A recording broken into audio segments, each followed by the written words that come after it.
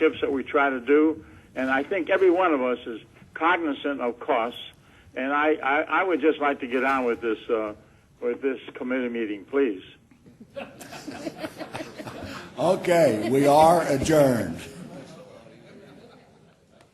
Yeah, if you would throw it to Ann now, that'd be great. Thank you so much, Charlie. Ann, are you ready for me to call the roll for your committee? You ready? Okay. The Vice Chair of the Student Affairs Committee is Mr. Franklin. Mr. Franklin. Present. Mrs. Frost. Mrs. Frost? She's here. Dr. Marshall? Here. Mr. Martin is not here. Commissioner Smith is not here. Mr. Stavros? Here. Thank you. And Dr. Yost? Here. You have a quorum. Ms. Duncan? Great. And again, I apologize for not being there, but we thought it might be more expeditious if I let Vice Chair Franklin kind of run with the meeting here. So I'll be on and listening, but Gallup, if you don't mind running with it, that would be great. Thank you. I'm going to ask for a motion to approve the minutes from the Academic and Student Affairs Committee meeting held on September 16, 2010. So moved. Second. It's been properly moved and seconded. All those in favor say aye. Aye. All those opposed? Great. Motion's adopted. Governor Marshall, can you introduce item number 3 on the agenda? Yes, Mr. Chairman, thank you. Item 3. That's a request from Florida International University to implement a PhD program in biochemistry. It'll be a coordinated program run jointly by 3 units at the university: the Department of Chemistry and Biochemistry, the Department of Biological Sciences, and the Wertheim College of Medicine. University of Florida is the only other university in the system that offers a standalone biochemistry doctorate, and they have indicated that their program may eventually be terminated because students are being enrolled in an interdisciplinary program instead of that one. The proposal received final approval by the FIU Board of Trustees at its meeting in September, and if this program is approved by the Board of Governors, Florida International University plans to implement this PhD program in biochemistry in the fall of 2011. So at the request of the committee chair, Governor Yost and I have reviewed carefully the proposal from FIU, the staff analysis, and we're prepared to ask the representatives from FIU for clarification of any items that any of you might want to ask about. And that will take place in a few minutes. But in the meantime, let me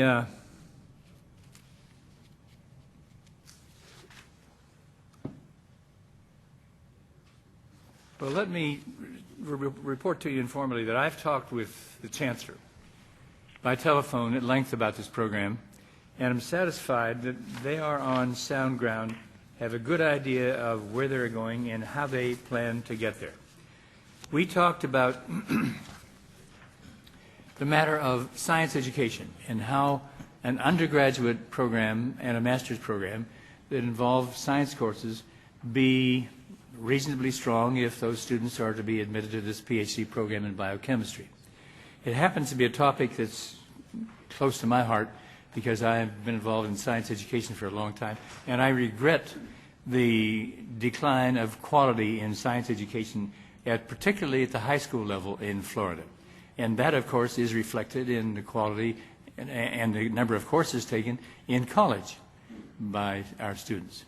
So at some point, Madam Chair, I hope the presidents are concerned about this, and I think they are, but at some point the Board of Governors might want to think about whether we have any role in this matter of the decline of quality in science education and the decline in number of students who elect to take courses, especially in physics and chemistry. And you probably have been reading some of the same literature that I have that calls attention to this problem. But in any case, the provost and I had a good exchange about this, and he answered all of my questions admirably.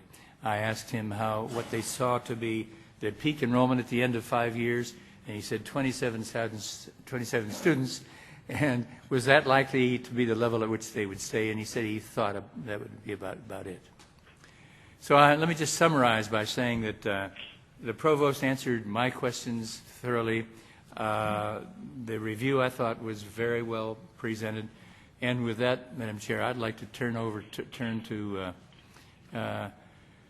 Provost, to Governor Yost for his comments, because he's been involved in this evaluation as well. Governor Yost. Thank you. So I'll answer as both the faculty member of the Board of Governors as well as a professor of chemistry, so the area is obviously close to my own. And I think if it had been political science, I'm not sure I would have had as much interest. But anyway, I will say that I think this well-prepared proposal. At FIU, I visited the chemistry department there recently. I think this is well warranted, and particularly given the growth of the College of Medicine there, I think this is good timing to introduce this PhD program. And now a representative from Florida International University do the presentation for the board. Yeah. Thank you.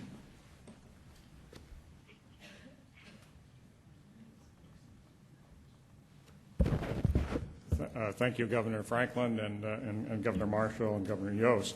I'll just very briefly summarize it, because your colleagues on the board have already made a fairly strong statement about it. I'd just say that we currently are graduating about 17 PhDs in biology and in chemistry each year, and of those, about 25% are from are either black students or Hispanic students, and so that we're very proud of the contribution we make to having PhD students that are members of the traditionally STEM discipline underrepresented students, and so that this program will continue that pattern. As the governors have mentioned, it is a program that brings with it also the ability for our faculty in the new College of Medicine to be involved in PhD education. And I know the board was very enthusiastic about that opportunity when you discussed the FAU College of Medicine with the opportunities for the MD PhD program, and that's what this will open up for us as well. So that I believe the main issues have indeed been covered. In terms of the expenses of it, I would just point out that there are about 28 faculty members who are involved in the program between biology, chemistry, and the College of Medicine. These faculty members in biology and chemistry at least typically mentor between 3 and 5 graduate students. When we get to the asymptotic stage of having 27 or so students in the program, that means that on average, obviously it will depend on student interest aligning with faculty interest, but on average, we figured that the costs in there relate to, faculty costs relate to each faculty member on average mentoring one of the biochemistry PhD students. Now these are all faculty members that are fully employed already, so there'll be no addition to the faculty members. The main cost, 80% of the cost of the program is support for graduate students. Half of that is through E&G funding for the graduate teaching assistants, which will be needed, of course, as our undergraduate population grows in biology and chemistry. And the other half will be supported on external funds from NSF, NIH, and other external agencies that will support them while they are graduate research assistants. So that's just a quick overview. As the staff analysis pointed out, this proposal is very commensurate with and supports goals 1 through 4 of the Board of Governors Strategic Plan. Are there any questions for the provost from Florida International University about the PhD in biochemistry? Mr. Chair, I have one item that I'd like the provost to comment on. This baby has 3 fathers. And when you have that kind of parentage, there's the possibility for delays, for confusion, for stalling. And I was interested in noticing that you had suggested the appointment of an executive committee. Tell us how that would work, please. Right. There will be faculty from each of the 3 units that will form the biochemistry graduate committee, and they will then be they've already worked together to establish the curriculum that you see in this proposal. They will then work together to establish the distribution of the graduate assistantships, and they will work together to look at the admission of the students into the program. We have a lot of experience with interdisciplinary committees working together. Although it's not a degree program, our International Hurricane Research Center has faculty that work collaboratively to direct that program that come from the College of Business for loss modeling, College of Engineering for wind engineering, the College of Arts and Sciences for disaster mitigation and the social responses to that. So we have a lot of experience in that, and that really actually works quite well when we have faculty collaborating together. Any other questions? All right, thank you very much. We do appreciate it. At this time, I'd like to entertain a motion to approve to implement the PhD program in biochemistry at Florida International University. Second. It's been properly moved and seconded. Please signify by saying aye. Those in the affirmative. Aye. Aye. Aye. Aye. And all those opposed? The ayes have it. Awesome. At this time, Governor Marshall, do you have any other items for? Yes, I do, Mr. Chairman. I'd like to ask Mr. Stevens of our staff to expand upon an observation made in the biochemistry staff analysis regarding the complexity of the evaluation of program duplication. In addition, Mr. Stevens can advise the committee about other academic program items that we can expect to see in upcoming meetings. I think Mr. Stevens has a real contribution. Thank you, Governor Marshall. Mr. Stevens?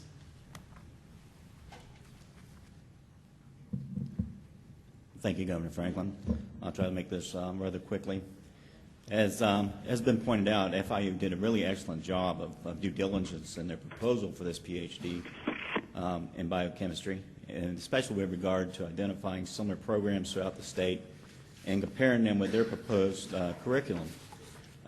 Most of the similar programs that they found, however, were actually offered as tracks under an existing approved degree program in a slightly different discipline. And as noted in the staff analysis, the complexity in tracks, especially at the doctoral level, often makes it difficult to make clear comparisons with programs at other universities. So what I'd like to do is just kind of dip my toes into that a little bit for you. Under the provisions of the board regulation for program approval, that's 8.011, all academic degree programs are approved and entered into the state university system academic program inventory at the 6-digit zip code level, SIP meaning classification of instructional programs. The university then reports enrollment to the board office and also to the National Center for Educational Statistics into the integrated post-secondary education data system at this approved 6-digit SIP level. This is a requirement that everyone has to meet in order to remain eligible for financial aid. The regulation requires that each university have policies in place for the approval of complete degree programs up through the university board and the board of governors as necessary. But the regulation also requires university to have policies in place for the approval and monitoring of subunit tracks such as majors, concentrations, and areas of emphasis that might involve under the umbrella of an approved program. I think one of the examples you might look at is if you looked across at the various masters in mass communications in the system, you would find that there are tracks in interpersonal communication, there's tracks in Spanish language communication, and various other tracks that are specialized at some of the universities. The board office does not monitor enrollment in such tracks due to this complexity, but each university can drill down to the sub-level unit or subunit level with their internal data, and we often ask them to do that. Because they interact professionally, faculty at the universities generally know who is offering programs, tracks similar to the ones that they're are considering developing, even if it is under a different zip code. But this is not always the case, and sometimes key programs at sister institutions are overlooked. And as an example, not to pick on anyone, the University of Florida submitted a PhD in public health for consideration at this meeting. The proposal was pulled for consideration after the provost learned that it had not completely addressed program duplication by considering a doctor of public health at FAMU. Now, although the program at Florida A&M has an applied focus consistent with its designation as a doctor of public health, It also requires a dissertation and is considered a research doctorate by FAMU. So once University of Florida has addressed this oversight in their proposal, they do plan to come back and ask the board to consider their PhD in public health, and this will probably they'll probably ask to take this up at a cycle, possibly in January of 2001. All this serves really to illustrate the complexity and difficulty in determining unnecessary duplication, both at the university level and at the board of governors level. And one way to strengthen this aspect of the new degree approval process is to require documentation of actual communications with other universities and any impact that is discovered on existing programs. This will also help to ensure that board policy remains consistent with the partnership agreement between the state of Florida and the Office of Civil Rights in regard to program duplication issues. Another step that might be built into the approval process at the board staff level is to share all new doctorate proposals with the Council of Academic Vice Presidents prior to bringing them to the board for consideration. And it's possible this would also help to facilitate academic program coordination across the system, which is certainly an issue that Governor Duncan is interested in. So what we are facing in the very near future is board regulation for new degree approval is already scheduled for revision as a result of the statutory changes in 2010. And we expect this to come to the committee for consideration in January. This provides a good opportunity to strengthen requirements regarding program duplication. And we will certainly be working with our academic counterparts in the universities to work out how that language would actually look. Other academic program-related items that the committee can expect to see in the upcoming meetings are, once again, the university PhD in public health proposal, and several different regulations that are associated with academic programs, one of them being program termination, another one being program review, and 2 or 3 that will come forward that deal with articulation between programs. And that. Any questions? All right, seeing none, thank you, Mr. Richards. We do appreciate that. Moving on to point 4, Board Regulations, public notice of intent to promulgate Regulation 6.012, access to certain electronic library resources by accelerated secondary students. During the 2010 session, the legislature passed language requiring that accelerated high school students have access to electronic library resources that are funded by the Florida Center for Library Automation and the College Center for Library Automation. The language also required that the State Board of Education, along with the Board of Governors, adopt a rule and a regulation, each of us to do so, to implement this policy.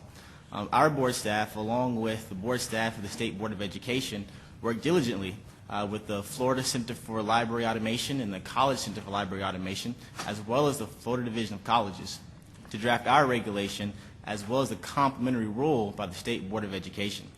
The State Board is actually looking at their draft rule in its December meeting, and both the draft rule from the State Board of Education as well as the board's drafted regulation here at the Board of Governors have been reviewed by the University Provost, as well as the General Counsels and the Library Directors. At this time, I would like to entertain a motion to approve the notice of intent to promulgate new Board of Governors Regulation 6.012, access to certain electronic library resources by accelerated secondary students. So moved. Second. It's been properly moved and seconded. Those in favor, please signify by saying aye. Aye. And those opposed? The ayes have it. Are there any comments at all? Not quite. All right, well, moving on to number 5, the Student Affairs Reports and Updates.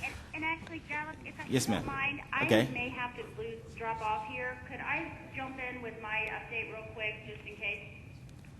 Sure, we will do that. We're going to go ahead and move to point 6 for Governor Duncan, as well as Dr. Ralph Wilcox. Okay, and again, everyone, in keeping with Governor Stavros' recommendation, we stay on point here. I wanted to, one, publicly thank Dr. Wilcox and Dr. Manier and her staff for the amazing work that they have been doing with all the provosts over the last couple months to really kind of move forward on this idea of how we better coordinate and really make a difference. The provosts are continuing to meet tonight, and I really do think that we will have something substantive for us to discuss at our next meeting. But I just am really excited about the opportunities to both help identify things that we can maybe, new programs we can do by the time we piece together various programs across our system, as well as things that maybe can be done in a little more streamlined manner. So, and Dr. Wilcox, I don't know if you want to add anything, but again, I know that this is truly has been tons and tons of time, and what seemed like a very simple question never is quite so simple. And so I want to make sure everybody on this committee understands how hard everybody has been working on this, and that we really are making great leaps and bounds forward. Governor Franklin. Yeah, go ahead, Mr. Governor Duncan, Provost Wilcox has actually been caught in transit, so I will try to step in and say a few words, knowing that we'll be circling back to this issue in subsequent meetings. The provost will be meeting tonight, and one of the ideas that has been under consideration has to do with an annual review of just the array of degree programs that we have in our system and how each one is doing relative to program enrollment and degrees produced, only as a starting point. The idea would be to engage in an annual analysis to be able to determine where there might be opportunities for greater collaboration, opportunities to gain greater efficiencies and such. The idea that is at this point under discussion is to have some thresholds that would kind of put a highlight on programs that might need further self-study at the institutional level. Once the further self-study is done at the institutional level, leaving this in the hands of the administration and the trustees at the institutional level, making a determination of any program that does not reach a certain threshold. One of 5 possible categories. One would be termination. One might be a suspension until something changes in the nature of the situation for that program. One that we're very excited about is one that the institution might look for collaborative opportunities to do some joint programming across institutions in the state. Another might be that there is a very, very good rationale to maintain a program even though it's not a high producer of degrees at a given point in time. Many of the same faculty, depending on how the units are established, are engaged in other activities that are critical to the success of our students in our institutions. They might be offering service courses that feed other majors. They might have faculty who are extensively engaged in research or service activities. And so there will be a possibility to actually provide a rationale for leaving those programs in play, even though they might not be tremendous producers of degrees at any point in time. And so the idea would be that the only other option, the only other category that I have a reference is that there might be some programs in the mix when the analysis is done at the institutional level that need some kind of corrective action plan, either a curricular revision so that they can become more productive, or that they might engage in greater marketing activities or something like that. All of this I want to frame from the perspective for the provost's part. Again, I don't want to speak directly for them. This is only under discussion at this point, is that we're going into this with the full understanding, certainly, that the number of degrees awarded in any given particular program at the baccalaureate, master's, or the doctoral level is not the sole measure of a unit's productivity and support a state university system and institutional strategic goals. It's just one way to start the discussion, to start the analysis, so that we can be doing this on a regular basis and demonstrating due diligence and taking a look at what's going on in our individual institutions and across the system.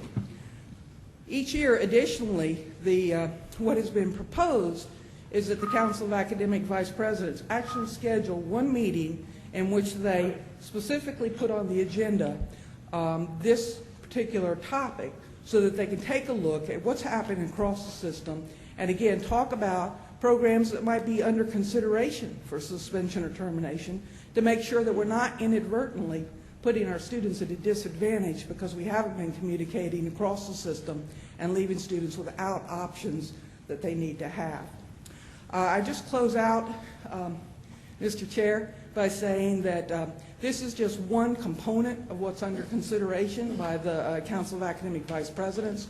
There have been several other ideas that I think would be very exciting to watch in the coming months relative to taking a look at opportunities for collaboration in some areas that maybe we haven't done before, looking at some new platforms for being able to do academic programming across our system, always with an eye towards serving the students in the most efficient manner possible. Awesome. Thank you. And again, for those of you that know me, this has been something I've been passionate about for some time, and I truly have never felt more excited and enthusiastic about the progress we're making. So, Chair Gallup, if I could just add one other quick update.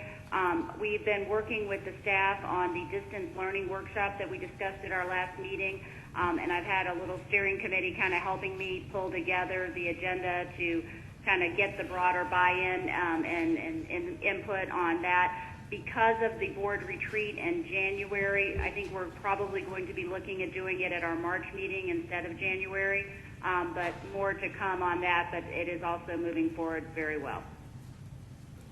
Awesome. Is that it, Governor Duncan? Thank you. All right. Thank you. Any questions at all? Not quite. Okay. Moving back to point 5, student affairs updates. Dr. Ehas. Thank you, Governor Franklin. On behalf of the College Student Affairs, Council of Student Affairs, I want to thank the Chancellor for spending time with us in late September, talking about issues that we have in common and how we support the SUS system. Second, I wanted to let you know about an update on the Health Insurance Purchasing Consortium team under the excellent leadership of Dr. Mike Rollo, who's here with us from Florida Gulf Coast, and with the support of the University of South Florida. The team evaluated 11 proposals for brokers, and they're interested in unanimous support for one broker. There'll be further questioning next week, and we feel we're on track for possible usage of a consortium, a buying consortium, in the next year. We'll see how that goes and how many institutions are still part of this process as we move forward. Third, we've had a very good discussion today with Senta Gowdy, who's the Chief of Prevention for the Florida Office of Drug Control and the Director of the Florida Statewide Office of Suicide Prevention. We see very many ways that we can collaborate and work together. She has been very successful with obtaining several grants that will impact several of our institutions and the counties that they reside in.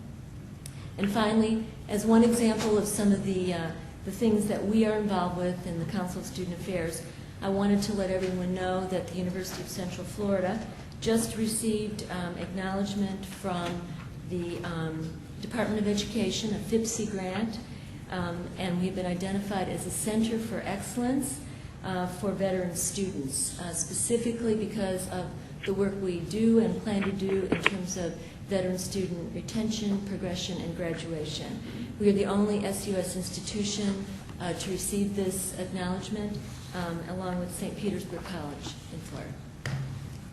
Any questions? Any questions at all for Dr. Ehas? All right. Thank you, Dr. Ehas. Really appreciate it. Thank you very much. Yes, sir. Could I, if I might, you don't have to wait, but I did want to tell you all how much I enjoyed my time with you. We spent a couple of hours together working through some of these issues, and I will only spend a moment on this, I promise, but I did want to say, even more importantly than the individual items we've been working together and discussing, was to try to work to better coordinate what happens between the academic community and the student support community. As we all know, every time there's a presentation made on retention rates, as an example, people go oftentimes not to just the academic program, they immediately go to the student life programs and talk about how those in research-based fashion have the capacity to help increase retention rates. And one of the things I think we collectively agreed on is the fact that even if it means having more joint meetings between the CAVP, or academic vice presidents, and the vice presidents for student affairs during the course of the year, the opportunity to better articulate those two sides of the House, I think, would much better serve the Board of Governors in its capacity and its responsibilities going forward. So I just wanted to say thank you, and thanks to all the members of your group for the great input. I enjoyed the meeting very much. It was very helpful. And we will definitely explore that kind of collaboration. So thank you very much. And I also want to make a comment. Governor Tripp made a great point when he talked about us not having a platform or an avenue to really do an analysis on the different fees that we are increasing collectively. Just naturally, you have, differential here, new fees at one point in time on one calendar, as well as, local fees being increased naturally. And maybe we can find that avenue or that platform to be able to really understand holistically from the health fee to the athletic fee, from a new fee to differential, and even possibly whatever other avenues come up front, but to really do an analysis on the impact of how much you are increasing these fees holistically and collectively, and maybe student affairs might be an avenue to be involved with that process. I just wanted to say that. Also, moving forward to updates from the Florida Student Association. We actually met here in Gainesville last Sunday.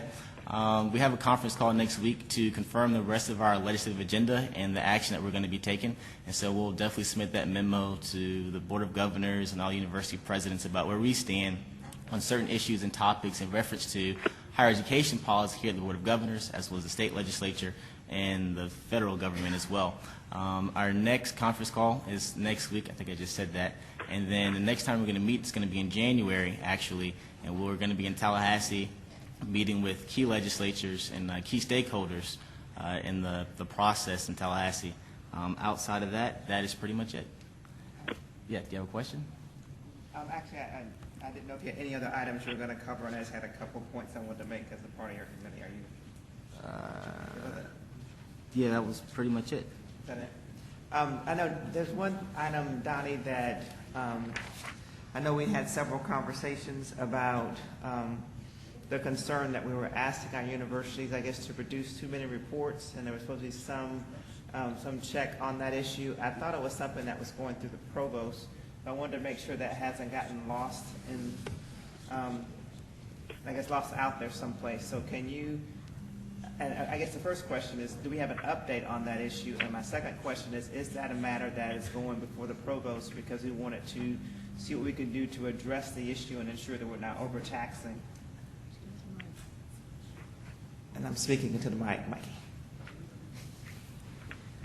Yes, ma'am. We usually, on an annual basis, do an analysis at the board office level of all of the requests made of the institutions and go ahead and do an analysis of which of those are coming from which requester, whether they're coming via a legislator or legislative staff request, whether they are requests that help fulfill expectations outlined in board regulations, whether they're ad hoc requests, et cetera, and monitor the array of those.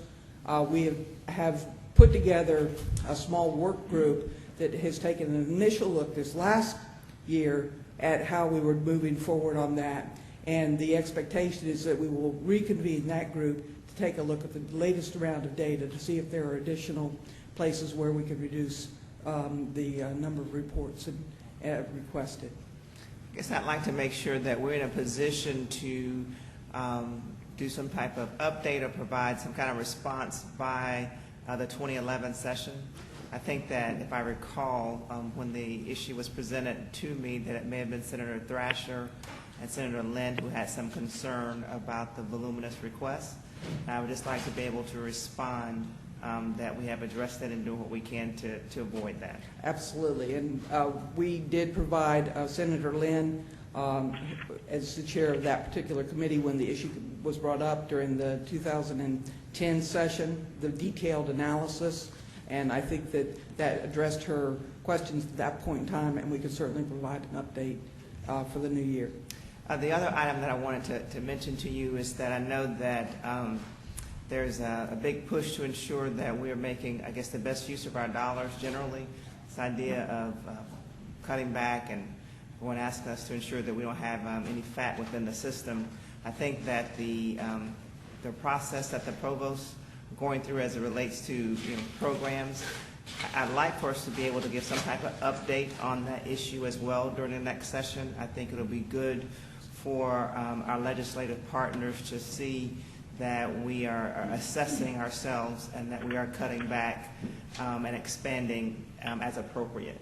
Yes. And that, the expectation is that this project that the provosts are working on will culminate in a report being submitted, I believe, on March 1st, not only talking about actions that have been taken to date that we can actually take care of between now and then, but also with a plan going forward for how we will continue to look for added efficiencies on the academic side of the House. Okay. Thank you very much. Yeah. Any closing remarks, Governor Duncan?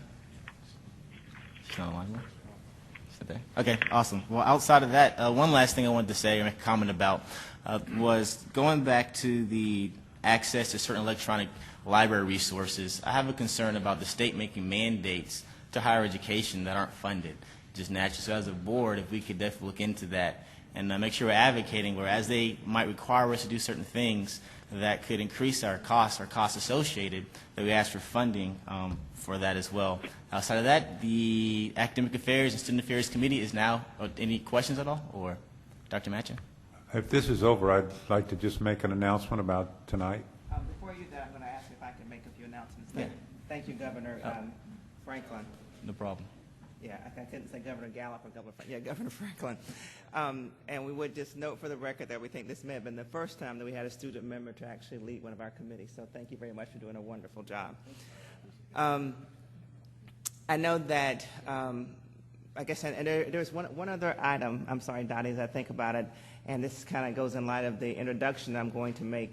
We are pleased to have the one of the chairs of the Higher Education Coordinating Council in the audience, and that is, he's also a trustee at the University of Florida. So I wanted to give a special recognition to Marshall Kreiser. We had our inaugural meeting, I guess, week before last it is, and I know one of the things that we talked about, Chairman Kreiser, is that we talked about the idea of the responsibility that your organization has with coordinating and avoiding a duplication of degree production. I'd hope that some of the work that we're doing with the provost will be of some assistance to your committee as you guys are assessing what role you should or shouldn't take in that. But I want to thank you so much for your service. I'm very happy that you're here. And with that, I know that several of our presidents actually have members of your boards present. So I'm going to start with President Matchin, but I'm going to ask each of you, if you have members of your board present, if you would introduce them and have them to stand, we'd appreciate that. So Bernie, if you start, and then we can. Thank you. You've introduced Marshall Kreiser, who's with us. And next to him is Danny Ponce. Next to him is Carolyn Roberts. And Chairman Griff is around here, but I think he stepped out just for a minute. He went to get a tie and some socks. He'll be back in a minute. Thank you very much. For any of our other presidents, so you guys have members of your boards present? No? Dr. Benz. Go ahead. He just left, but the new vice chairman of our Board of Trustees at the University of West Florida, Louis Bear Jr., he just left, but he came for the first time. He was he's a new trustee. So he was here, and he was very interested in what's going on. Thank you. Perfect. Thank you so much. President Bradshaw. Here we have the vice chair of our Board of Trustees, Mr. Larry Hart, sitting in the front row. He tried to leave, but I wouldn't let him. Great. Thank you very much. Dr. Ammons. I know that Governor Franklin is yours, but he's also mine. Very good. Very good. And so I want to recognize him as president of the Student Government Association at Florida A&M, member of our Board of Trustees, and also president of the Florida Student Association. Very good. Thank you very much. We want to thank the representatives from the various boards for being with us today. We understand that you already dedicate so much of your time to your individual university, and the fact that you would add us to your list is something that we certainly appreciate. So thank you so much for being here with us. And certainly if you guys have other members of your boards who come tomorrow, please feel free to stop and introduce them, or I will give you an opportunity to introduce them at the full board meeting. Dr. Matchin. We're pleased to host a reception at the Museum of Natural History that will essentially start at 5 o'clock when we're done. In your packets governors, there's a campus map, but I can tell you very easily how to get there. You're parked across the street, across from the stadium. When you come out of the parking lot, turn right or south, go to the first stoplight, and if you see an alligator there, turn right. That would be Museum Road. Take it about 1.5 miles till it dead ends into an orange grove and turn right again, and you'll go about 1/2 mile and you'll see the museum up on your left. My only caution to you is please obey the speed limits. I have no capacity to fix parking or speeding tickets on this campus. Thank you very much. Is it parking tickets either? No. Apparently this is also in the back. Governor Franklin. And also at this time, I would like to recognize the student body president and member of the Florida Gulf Coast University Board of Trustees, Mrs. Kim Diaz. She's in the back.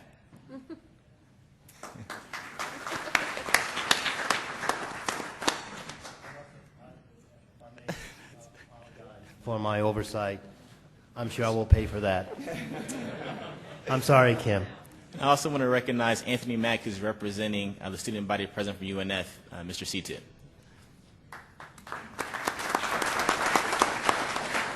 Thank you. And that's it. Any other announcements that we have for the good of the order? I can tell you, Dr. Matchin, is that when I was a student here years ago, I was like Chief Justice of the Traffic Court.